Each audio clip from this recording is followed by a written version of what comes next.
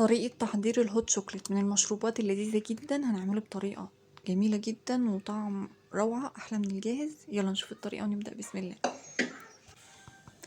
أول حاجة معانا كوبايتين من اللبن البارد، هنضيف عليهم 3 معالق من الكاكاو الخام الغير محلى، كاكاو خام،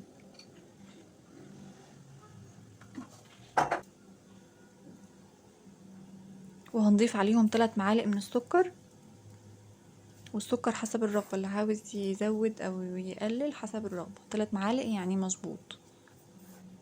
وهنضيف كمان معلقتين من اللبن البودر،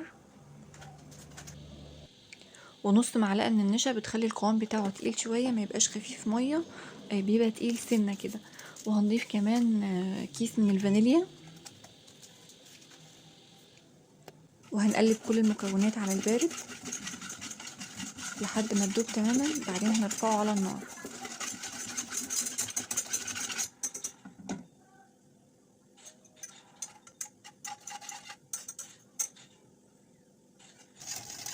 هنحطه على النار مع التقليب من وقت للتاني لحد ما يغلى. بعد ما غلى بالشكل ده نقدمه.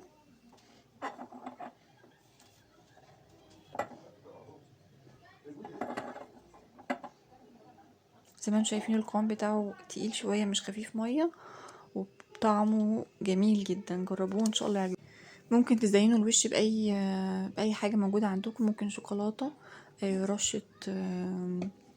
رشة كاكاو او مارشميلو، زي ما تحبوا، اي حاجة عايزين تزينوه بيها، او يتشرب زي ما هو كده، بيبقى طعمه جميل جدا برضو.